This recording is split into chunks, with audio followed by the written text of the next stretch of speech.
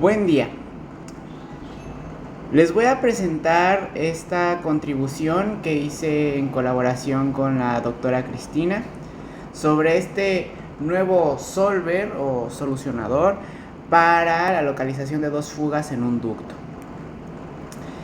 ¿Cuál va a ser el contenido de la presentación? Primero vamos a hablar un poquito del estado del arte, de qué es lo que se ha hecho hasta el momento respecto a este tema, y luego les voy a hablar un poco del conocimiento preliminar necesario para entender cómo se planteó este nuevo solucionador.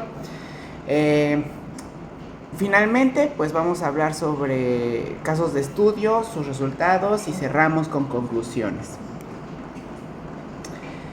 Muy bien, los sistemas de ductos son un medio popular en el mundo para transporte de fluidos como combustóleos o agua potable, por lo cual resulta imprescindible identificar y atender rápidamente eventos de fuga, pues las consecuencias van desde derroches de recursos naturales hasta daños irreversibles a poblaciones humanas o a la flora y fauna.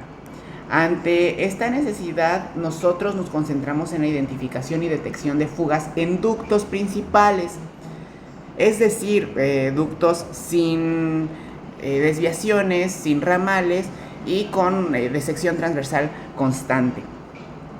Ahora bien, la detección e identificación de una sola fuga en un tramo de un ducto ya está muy bien caracterizado y resuelto.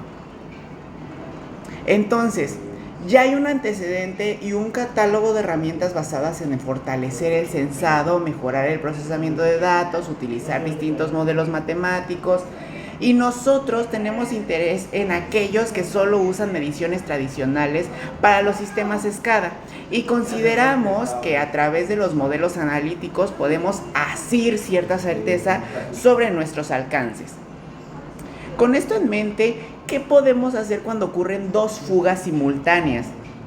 Y es que resulta mucho más complicado realizar la identificación de las fugas solo con sensores como medición del gasto de los extremos del ducto y medición de la presión en los extremos del ducto. Con esos sensores es muy complicada realizar la tarea. Lo que se ha propuesto son estrategias online que demandan excitación persistente del sistema, en el caso del paper de Cristina Verde en 2003, o propuestas offline que aprovechan un sistema equivalente a la entrada y a la salida con una fuga virtual para generar contraste con lo que se mide y minimizar el criterio de error iterativamente, como lo hizo Peralta en 2025.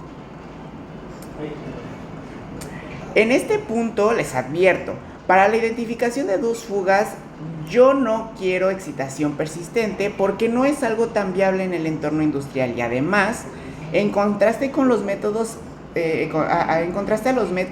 se fundamentan en la equivalencia a la fuga virtual. Yo sí quiero obtener una solución única. Yo lo que vengo a presentarles es una nueva estructura que explota la configuración Heisenberg de un modelo mínimo del sistema y que permite maniobrar con estas restricciones para alcanzar la solución única sin excitación persistente. ¿Cómo formamos nuestro modelo analítico? Primero partimos de las ecuaciones clásicas de balance de masa y momento derivadas de las ecuaciones de Navier-Stokes, que me van a representar mi fluido con turbulencia en mi ducto principal. Ahora, ocurre una fuga. En el punto I hay una discontinuidad en el modelo y el fenómeno de la fuga lo describo con la ecuación número 2. Una descripción completa de un ducto que sufre dos fugas simultáneas en los puntos Z1 y Z2, como lo muestro en la imagen, que es el ejemplo que nos compete, se puede representar como este esquema bipuerto. Primero, la descripción de una sección sana, que la represento con la ecuación 1, luego la descripción de la fuga 1, luego un segundo tramo sano que lo describo con la ecuación 1, De nuevo, una segunda fuga, que la describo con la descripción de la fuga. Y finalmente termino con un tramo sano, que lo describo con la ecuación 1. Entonces, ¿cuáles son mis mediciones? La columna de presión piezométrica y el flujo volumétrico de los extremos del ducto, que aquí los indico en este modelo bipuerto. Muy bien, entonces vamos a construir un modelo con este tótem de modelos a través del método de diferencias finitas. Y entonces voy a producir un modelo dinámico de mínima dimensión del ducto con dos fugas en las mismas posiciones, solo que en este caso las menciono como posiciones relativas L1 respecto al inicio del ducto y L3 respecto a la posición final del ducto. Tenemos este modelo, tenemos estas mediciones H1, H3, que son las columnas de presión a la entrada y a la salida del ducto, y Q1 y Q3, que son los flujos volumétricos a la entrada y a la salida del ducto. Todo este es el conjunto de mediciones. Con este modelo vamos a ir abordando diferentes situaciones y sus propiedades de observabilidad. Primero, si las posiciones de la fuga, es decir, L1 y L3, y sus magnitudes lambda 1 y lambda 2 son conocidas, la dinámica adopta una forma Heisenberg superior e inferior estrictamente enlazada, lo que implica que con las mediciones dadas no existen modos no observables en la cadena de estados. Este sistema es observable. Luego, si yo conozco las posiciones, si yo conozco solo las posiciones, cuando alguno de los parámetros de magnitud de fuga, lambda 1 o lambda 2, es conocido y el otro es desconocido, el sistema es fuertemente observable, por lo cual, vía las salidas y sus derivadas, es posible reconstruir completamente el estado. El estado que está conformado por el gasto de entrada, la presión en la fuga 1, el gasto intermedio, la presión en la fuga 2 y el gasto de salida. También podemos decir que el subsistema sigma U, que nos referimos a él como sigma up, conformado por los estados Q1 y la presión de la fuga 1 HF1, es fuertemente observable con respecto a los flujos Q2 y QF1, incluso cuando lambda 1 es desconocido, cuando la magnitud de la fuga 1 es desconocido. De forma similar, sigma down con los estados, en este caso ahora la presión de la fuga 2 HF2 y el gasto de salida Q3, es fuertemente observable respecto a Q2 y QF2, es decir, el gasto intermedio y el gasto de la fuga 2, aún bajo el desconocimiento de la magnitud de fuga 2, lambda 2. El flujo volumétrico del gasto intermedio corresponde a una señal de interconexión interna entre el subsistema up y el subsistema down. Los ceros de transmisión desde las variables del gasto de la fuga 1 y el gasto de la fuga 2 hasta las salidas medidas, que son los gastos en los extremos, son estables con grado relativo 2. Y finalmente, la señal del gasto intermedio y sus derivadas no pueden ser reconstruidas arbitrariamente rápido conociendo el conjunto de mediciones si ambas lambdas son desconocidas. Si lambda 2 es igual a 0, es decir, la segunda fuga no se presenta, no ocurre en este modelo, y por tanto también considero que la posición y la magnitud de la fuga 1 se desconocen, en este caso, de acuerdo con AMO 2016, el producto de la posición desconocida y su flujo de fuga L1 por QF1 es detectable a partir de las condiciones de frontera. Esta propiedad puede reescribirse para concluir que los parámetros constantes y desconocidos lambda 1 y L1 son identificables. Finalmente, cuando se desconocen ambas posiciones y magnitudes de fuga, no se cumple la condición de observabilidad fuerte del modelo. Es decir, la excitación persistente es necesaria para identificar el conjunto P. ¿Hay otra opción si quiero evitar la excitación persistente? Voy a utilizar este resultado del respectivo al modelo de equivalencia que viene desde este paper de la doctora Cristina, entre otros, desde el 2003. Considero el sistema de 5 estados con 2 fugas, lo considero en estado de equilibrio. Entonces, considerando que yo mido H1, H3, Q1 y Q3 y hay 2 fugas, tengo este perfil a lo largo del ducto, este de acá. Con este perfil, el perfil rojo, yo tengo una primera caída de presión desde... Este es un perfil de presión, ¿no? Y entonces yo tengo una primera caída de presión, perdón.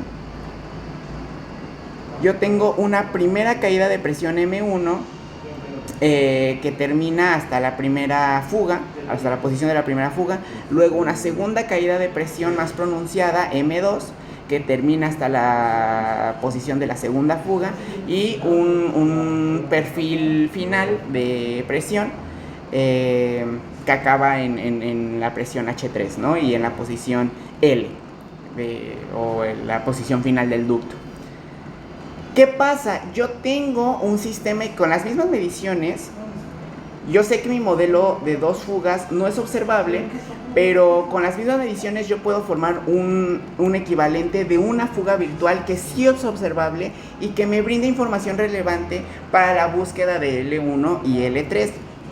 Yo aquí en el lado izquierdo de mi imagen, de mi diapositiva, yo les planteo las ecuaciones del modelo en tiempo del sistema de una sola fuga. Es básicamente una síntesis del anterior que les acabo de mostrar, pero en estado permanente. Y en estado permanente, básicamente, lo que yo hago en este perfil es enlongar M1 y enlongar M3, porque tengo las mismas mediciones H1, Q1, Q3 y H3, para ubicar un punto E. Ese punto E me habla de la presión en la posición de la fuga virtual.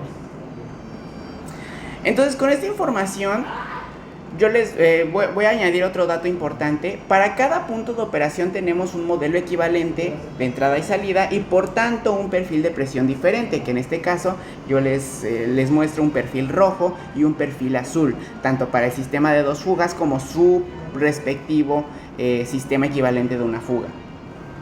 Entonces, veas en estos perfiles en estado permanente las posiciones son invariantes y el punto E, es decir, la presión y la posición de la fuga virtual, sí se desplazan a lo largo de diferentes puntos de operación. Entonces, esta información me sirve para delimitar todavía más la búsqueda de las posiciones y las magnitudes, siendo que pues se desplaza mi punto E, ¿no? Va a haber una posición de fuga virtual equivalente más pequeña y una más grande que me va a delimitar un poquito más mi búsqueda. También va a pasar eso en el caso de mi magnitud de fuga. Y además vamos a retomar la representación estática de mi modelo de 5 estados. Lo puedo sintetizar de esta manera como sigma up, sigma m y sigma d. Para cada punto de operación tenemos estas 3 ecuaciones con 5 incógnitas. Y así, tener más puntos de operación con la invarianza de los parámetros de posición y magnitud nos puede ayudar para resolver el problema de identificación. Ahora bien, en esta búsqueda de mi punto E que les estaba mencionando, en cualquier punto de operación se replantea el modelo dinámico de una sola fuga en aras de facilitar el diseño de un estimador. Se usa una transformación fraccional lineal de modo que se separen las incertidumbres de la parte nominal del modelo.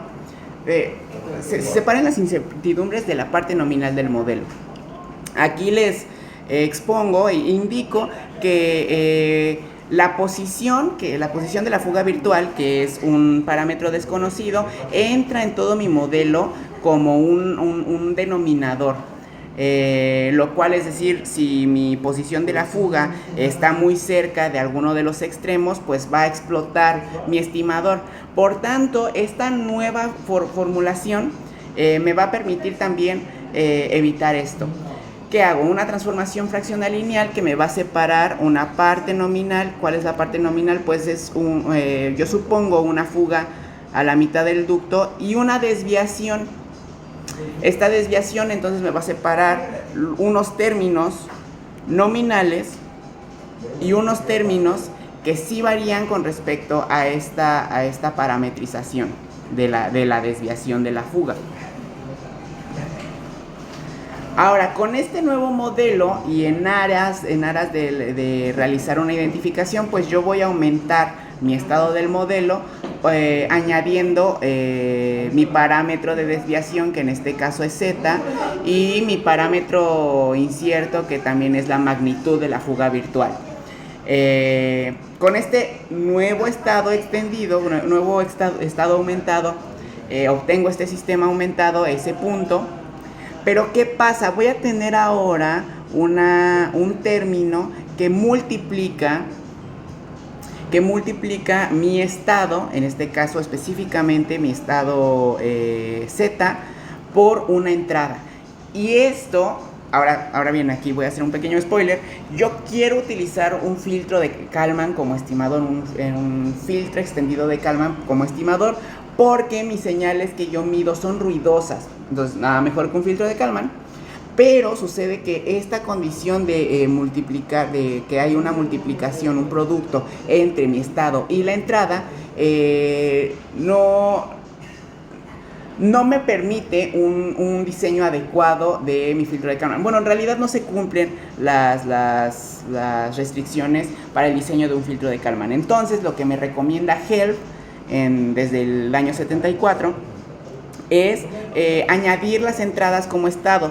Yo los modelo de esta manera, como les indico aquí en azul, y así ya obtengo un modelo que me separa mis incertidumbres de mi parte nominal, pero además ya está muy bien planteado para realizar un filtro de Kalman. Y aquí les pongo un resultado donde, por ejemplo, yo añado un ruido a mi entrada U1, que está indicada de color azul celeste en esta imagen, y que a través de este modelaje que yo hago de las entradas y añadiéndolas como estado, pues yo tengo un filtrado, un prefiltrado de mis entradas muy significativo y que me ayuda a tener una muy buena estimación de mi posición LF. Bueno, considerando que en el modelo yo había parametrizado mi incertidumbre en la posición como Z, pero a través de esta transformación yo me devuelvo a mi posición de fuga equivalente, que está entonces muy bien estimada. Ahora, asumiendo dos puntos de operación con las mediciones del EKF ya dadas, o bueno, ya obtenidas, indicadas con barritas en cada uno de los parámetros que aquí presento, obtenemos entonces mediciones preprocesadas, restricciones de búsqueda de posiciones y magnitudes.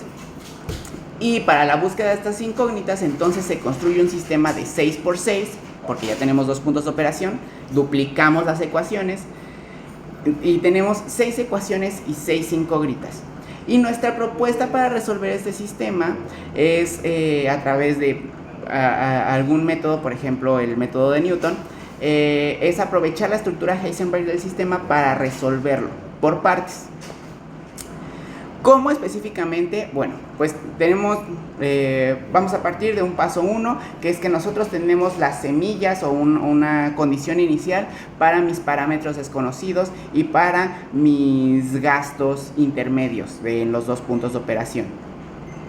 Entonces, estas condiciones iniciales pues respetan claramente las restricciones que yo antes había planteado y resuelvo de forma paralela o de forma simultánea el subsistema sigma up en los dos puntos de operación y el sigma down en los dos puntos de operación, utilizando el algoritmo de Newton y asumiendo ya dado mi condición inicial de los flujos intermedios.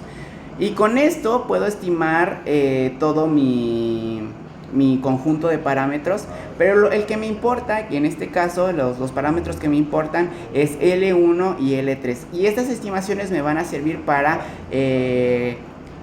resolver o calcular mi gasto intermedio en los dos puntos de operación a través de mi conjunto sigma m. Y bueno, yo lo que voy a corroborar es que estos nuevos dos gastos intermedios en cada punto de operación que me genere, los voy a contrastar con los que tenía al inicio, y si no me coinciden, pues va a seguir iterando este sistema. Y pues, ¿qué pasa con estos, qué resulta en este caso? Pues bueno, vamos a tener este caso de estudio con condiciones ideales. Tengo este conjunto de parámetros que están inspirados en la planta piloto del Instituto de Ingeniería. Y bueno, aquí planteo tres escenarios. Un escenario estándar con pues posiciones convenientes de las posiciones de fuga. Mi ducto mide 160, entonces yo voy a poner una posición de fuga 1 a 40 metros y la posición de fuga 2 L3 en 40 metros igual.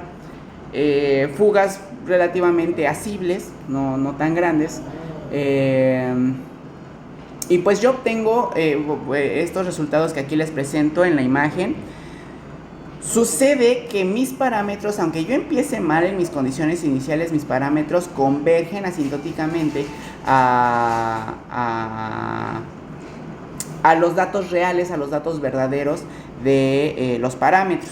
Es decir, L1 y L3 convergen asintóticamente a sus datos verdaderos, ¿no? Y lo mismo pasa con lambda, y lo mismo pasa con el gasto intermedio. Y en los otros escenarios que aquí planteo, por ejemplo, cuando yo pongo magnitudes de fuga mucho más chiquitas o posiciones de fuga mucho más cercanas a los extremos, al 10 o a 15 metros de los extremos, obtengo resultados, en el peor caso, de punto de 1 milímetro para la posición de fuga 1 y de 0.04 milímetros para la posición de fuga 2. Y para los demás casos obtengo resoluciones mucho más pequeñas, de por 10 a la menos 8 metros, ¿no? Porque yo puedo iterar infinitamente. Aquí hice 1.6 millones de iteraciones que se hacen muy rápido porque son ecuaciones estáticas, y converjo progresivamente a los datos correctos. Y aquí pongo una pequeña comparación donde en mi peor caso, como les decía, pues yo obtengo errores aquí en este caso errores porcentuales, errores relativos de 8 por 10 a la menos 2 para la posición 1, 2.1 por 10 a la menos 2 para la posición 2. Este es mi peor caso que les acabo de mostrar. Y en los resultados de Peralta, era al revés. Los resultados de Peralta son estos, y en mi peor caso yo obtengo resultados de 2.65 por 10 a la menos 3% para la posición 1, y para la posición 2 1.08 por 10 a la menos 3, es decir, una resolución 10 veces más pequeña que lo que nos generaba Peralta en 2025. Ahora, el caso con datos ruidosos es más complicado. ¿Por qué? Porque yo voy a tener una incertidumbre en las mediciones, aun cuando las intento reducir con el filtro de Kalman. Por eso es importante el preprocesado. Voy a tener una incertidumbre que hace que mi convergencia ya no sea asintótica, ¿no? Y voy a tener este tipo de cruces en los errores, ¿no? Cruces con 0. Y yo lo que voy a hacer entonces para parar el sistema, pues parar mi algoritmo, mi resolvedor, en los mejores datos que yo pueda, pues es utilizando una función de ajuste. Entonces yo caracterizo mi gasto intermedio Q2 como una función exponencial sesgada, o pues sí, que converge a un punto específico, que converge a un valor específico, ¿no? Ese sesgo se ve representado aquí en esta teta 3.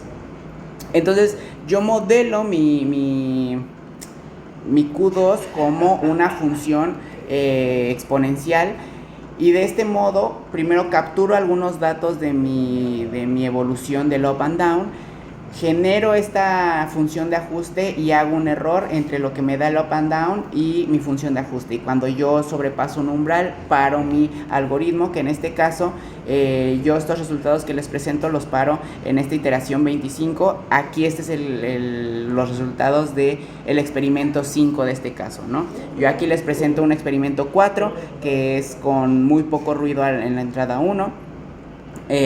Luego el mismo experimento estándar que les presentaba en el caso ideal, pero pues ahora con ruido, y un experimento 6 con una posición de la fuga 1 cercana a un extremo, a 15 metros del inicio del ducto, ¿no? Y yo voy a obtener errores de milímetros. 4.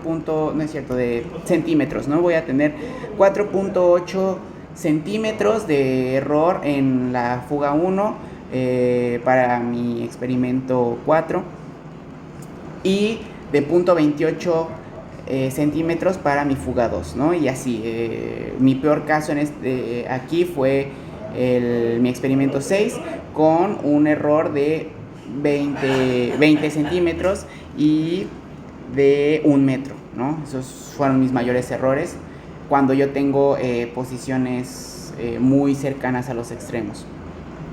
¿Cuáles son mis conclusiones? Mi resolvedor que llamo Up-Down Solver, alcanza una solución única para fugas que ocurren simultáneamente. Y podemos reafirmar que explotar el sistema equivalente, el modelo equivalente entrada-salida en estado permanente simplifica la identificación del problema sin excitación persistente. Los resultados de la simulación en condiciones ideales confirman su comportamiento satisfactorio bajo diferentes puntos de operación. Y para futuros trabajos nosotros recomendamos que comprobar su comportamiento, su desarrollo en condiciones reales para demostrar su aplicabilidad. Sin embargo, el comportamiento de este resolvedor es muy sensible todavía. Haría falta trabajo para atender este problema. Es sensible a incertidumbres en estado permanente. Y eso sería todo para mi presentación. Muchas gracias.